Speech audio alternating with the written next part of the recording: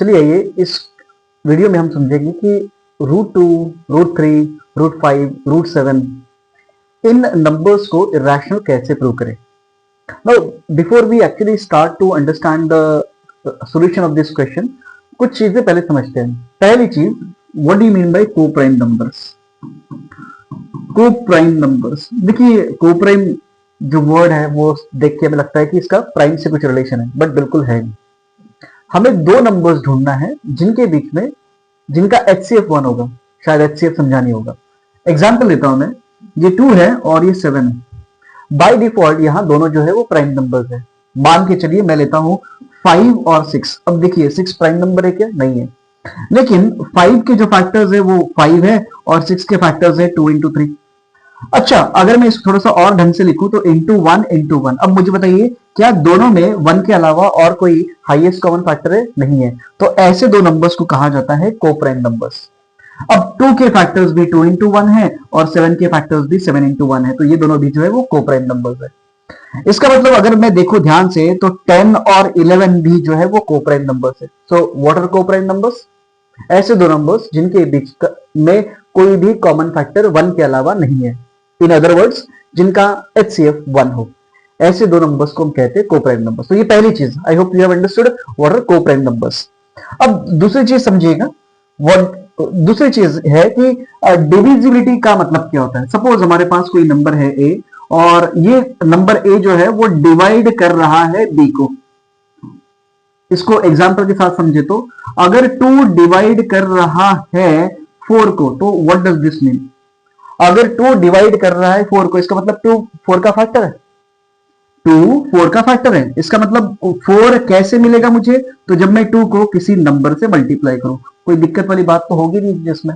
अब इस चीज पे आ जाइए, मुझे बताइए कौन किसको डिवाइड कर रहा है? A डिवाइड कर रहा है ना B को, तो B जो है वो बड़ा नंबर बन जाएगा, A छोटा हो जाएगा, राइट? इसका मतलब B को A का कोई ना कोई मल्टीप्लिकेशन में लिख सकते हैं हम। So B will be equals to A के। दो चीजें समझ में आ गई होगी।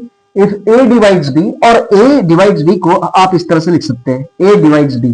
So if A divides B, it means B will be equals to AK. If I say X divides Y, it means Y will be equals to X into K. I hope you have understood these two things. और अगर ये दोनों चीजें समझ में आ गई होगी तो चलिए आइए let's understand कि इस चीज को प्रूव कैसे करें। Let's begin our solution. Prove करना है हमें कि √2 जो है वो इरेशनल नंबर है। So इसका जो प्रूफ है वो कॉन्ट्रडिक्शन मेथड से हम करेंगे। कॉन्ट्रडिक्शन का मतलब होता है कि जो भी हमें प्रूव करना है उसके एग्जैक्टली अपोजिट हम स्टार्ट करेंगे। अब बताइए इस क्वेश्चन में हमें क्या प्रूव करना है? We have to prove that √2 irrational है।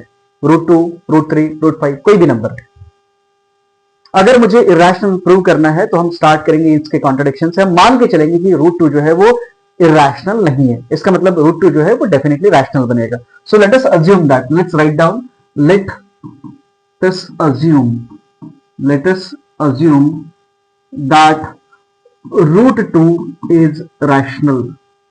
अब अगर ये नंबर रैशनल है तो क्या इसको हम डेफिनेशन अप्लाई कर पाएंगे? हाँ, कर पाएंगे।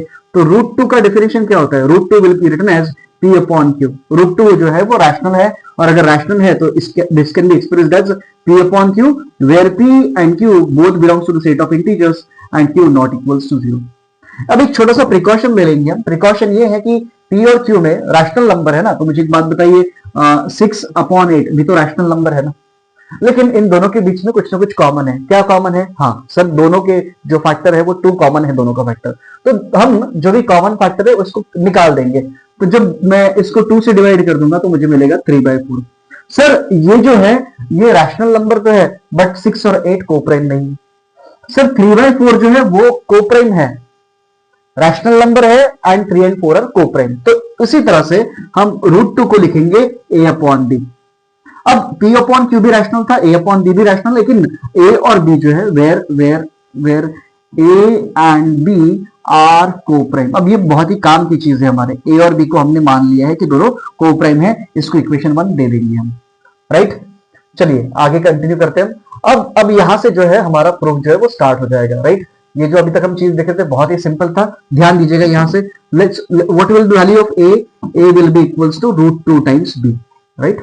B जो है वो √2 से मल्टीप्लाई होगा, A बनेगा √2B। अब एक काम करिए, स्क्वेयरिंग कर लेंगे हम बोथ साइड।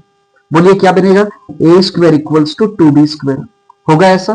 क्या यहां से मैं ऐसा लिख पाऊंगा कि जो डिवाइड्स ए स्क्वायर, बिकॉज क्यों 2 ए स्क्वायर को डिवाइड क्यों कर रहे हैं, because a square has been written as 2 into some constant, so यहां से हम ले लेंगे 2 डिवाइड्स ए स्क्वायर, राइट। लेकिन हमारे पास एक थ्योरम है, वो थ्योरम ये कहता है कि अगर कोई प्राइम नंबर किसी नंबर के स्क्वायर को डिवाइड करता है, अगर कोई प्राइम नंबर किसी नंबर के स्क्वायर को डिवाइड करता है तो 100% वो प्राइम नंबर उस नंबर को भी डिवाइड करेगा।